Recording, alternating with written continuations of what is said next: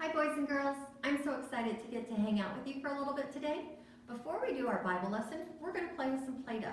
So Mr. Bill and I delivered some red or green bags to some of your houses yesterday that said Save for Sunday. So you're going to want to go get that bag and find your container of Play-Doh.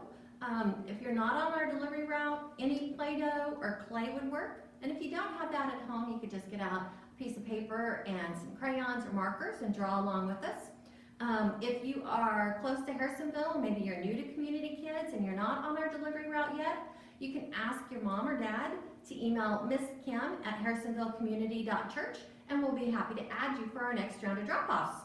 So, if you don't have your Play-Doh out already, I'm going to ask you to go get that and to get you a paper plate or a paper towel, something to work with your Play-Doh on. We don't want to get that all over the furniture, and you want to be really extra careful that you don't get it into the carpet, okay? So go ahead and pause your video, go get those things, and come right back. All right, do you have what you need? Me too. Okay, so I want you to open your container of Play-Doh. Now, you don't need very much of this. So if you have brothers and sisters, I want you to share it with them. So if you have 2 brothers and sisters, there's 3 kiddos in your house, are you going to share that much and keep this much for yourself? No. You want to make sure you share fairly. So maybe you would keep the smaller amount and then split it again for them. Or if there's just 2 of you, you can split it in half. Whatever works best for your family. But you don't need very much. So we're going to start out today talking about something that you have been invited to before. So let's see. An easy one would be a birthday party, right? So maybe we could make a birthday hat, a party hat, you know, just kind of the pointed kind that have the strap that goes underneath your head. You could make a little pointed birthday hat. What do you think? Does that work for me? It's a little small, is it? What about a slumber party? We could do a pillow. That would be a pretty easy shape to make, don't you think? Do you have a favorite pillow that you take with you when you go to the slumber party? I am very particular about my pillow. Even when we travel, I have to take my pillow with me. So, very simple. Just a little pillow to lay our heads on. Or maybe we've been invited to be on a team. So, what number were you when you had a team jersey, if you've ever played a sport? Let's see. I'm going to roll mine out so it's easier to shape into something else.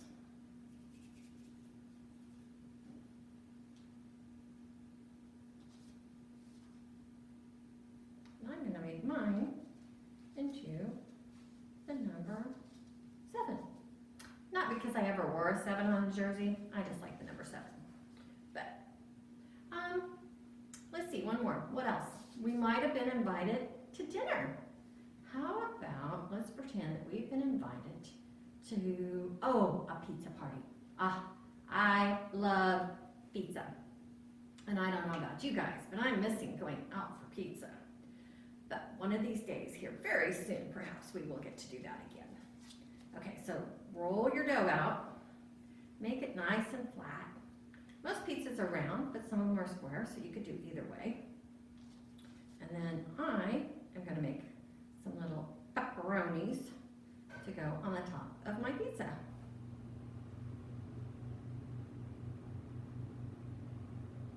It's a little harder to see them when you're using all the same color, but you guys can use your imagination and see them, I'm sure. Well, that's a yummy looking pizza. Okay, so in today's story, Jesus was having dinner with the Pharisees. The Pharisees were the religious leaders, and they were talking about God and how they can have a relationship with Him. Now, the Pharisees, they were very much about the law. They always wanted to do things the exact right way. Sometimes that wasn't necessarily God's way, but the way that they thought was right. And sometimes they were more worried about doing things the way that they thought was right than they were about taking care of people and caring about others. So Jesus told them a parable. Do you know what a parable is? It's a story that has a purpose. And so we're going to tell a story about one thing, but it's really about something else as well. Jesus does that a lot. He likes to tell parables. So he tells them about a man who wanted to have a great banquet. Now, in Bible times, they might invite you to the banquet well ahead of time, and then they would send someone out to remind you when time got close. And a banquet could last for days. They would have great big huge parties, and you would spend the night at the host home, and there'd be lots of food every day, and great music and fun things to do. I think it would have been a very exciting thing to go to. So this man, he sends his servant out, and he invites some of his friends, and they all promise they'll be there. Well, as the time approaches, he's getting everything ready. Can you imagine how exciting it would be knowing it was almost time for the party? Let me see your best excited face. Right? It's so exciting to go to a big party. So he's getting everything ready, and he sends his servant out to go tell his friends that it's time. Everything's ready and to come on over. So let's use our Play-Doh again, and let's make an invitation. All right? Maybe just a square, like a piece of paper, might be what we would send out today. Although a lot of times today, we invite people electronically and do it online. So let's see. Smush that out nice and thin like a piece of paper would be. Got to square up the edges a little bit. Mine's a little rough. Okay, do you have your invitation? Perfect. Okay, so he sent out a servant, told everybody that had promised to come on. Party was ready, it's time to eat. Well, what do you think they did? I think they should have been happy and excited and been ready to come. But that's not what happened at all. Instead, when the servant gets to the first guy's house, he says, "Oh, I just bought a new field. I have to go check it out. I can't come to the banquet today." So let's use our fingers and let's draw lines in our Play-Doh. Kind of like in the field, you know, when they make lines full of seeds, or you see rows full of corn growing. So let's do some lines in our dirt. Mine's brown, so it's a perfect color for dirt, isn't it? Okay, so he says, "I can't come, I'm sorry." So the servant goes on, and he gets to another friend, and that friend says, "Oh, I just bought some oxen." Can you make an oxen? It's kind of like a big cow with horns. So roll your Play-Doh in a head and just part of it, you want to save some for the horns. Roll the Play-Doh up in a ball like the head, and I'm going to kind of squish mine around a little bit to try to make a nose. Kind of shape it a little more like a head. You'll see I'm not very good at this, but that's okay. You get the idea. And we'll kind of push in a spot there where there might be some eyeballs. And I'm going to use just a tiny bit of my Play-Doh to make him some eyeballs.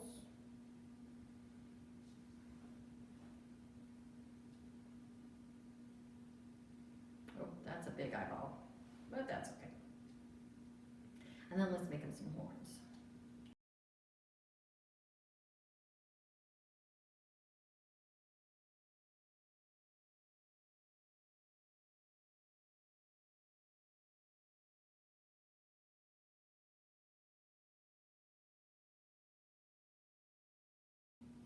There we go. Does that look a little bit like an oxen? Not really, but that's okay. So he said, "I need to go check out my new oxen. I'm sorry, I can't come to the party." So the servant went on, and the next man said, "I just got married. I'm so sorry. My bride and I are very busy. We can't come." So let's make a wedding ring. So we really just need a little bit of it. We're going to roll it out between our hands. And just make a circle out of that ring. Maybe if you wanted to, you could make a big old diamond to go on it.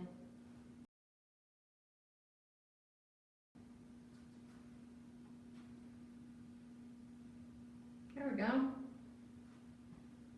Look, almost fits on my finger even. So that man says, "I just got married. I'm sorry. I'm way too busy. I can't come to the banquet today." So he heads back home, and he tells the man that's throwing the party that none of his friends are coming. I can't imagine being him. I think I'd be very sad if I had invited a bunch of people to come to my party, and I'd spent a lot of time planning, and nobody came. Well, let's find out what the Bible tells us. So, our story today, our lesson is in Luke chapter 14. Luke is in the New Testament. It's one of the 4 Gospels that tells us about the life of Jesus. And so Luke 14, verse 21 says, "The servant came back and reported this to his master." He reported that none of the friends are coming. Then the owner of the house became angry. Oh, he's not just sad, he's angry, he's upset. I think he probably has reason to, right? His friends promised and they didn't come. He ordered his servant, "Go out quickly into the streets and into the lanes of the town. Bring in those who are poor and also bring those who can't walk or see." So he was saying, go get people that maybe don't usually get invited to a party. Bring all those people to come too. So the servant goes out and he brings everyone he can find in the streets of the town. He brings those that can't walk, he helps them. If they can't see, he guides them. Doesn't matter if they're rich or poor, he invites them. And he gets back and he's got all these people and he says, "Master, I've done what you ordered. I've brought in all these people, but we still have room." And so the man says, "Well, then go out into the country lanes and the further roads from town. Bring back everyone. I want my house to be full of laughter and fun." So he was angry, but he didn't stay that way, did he? He put all this work into the party, and he was going to have a party, even if it wasn't with the people he originally planned. And I'm sure the people that came were very glad to be there, and they probably had a great time at this big party. Well, now remember that Jesus was telling this parable, this story that has a meaning behind it. He was telling this parable to the Pharisees. The Pharisees were all sure that they knew how to have a relationship with God. They knew that God liked when they did just the right thing. Well, the right thing according to them anyway. But that's not how we have a relationship with God at all. Yes, he wants us to do the right thing, but he doesn't want us to get so hung up in doing things a certain way that we forget that we have people to take care of. We have people that need us. We have to show Jesus' love to others. And the Pharisees, they usually forgot that. They usually were too busy holding up the law and doing things just the right way. So Jesus told the Pharisees this parable. And what he wanted them to know was that God invites everyone to be a part of his family.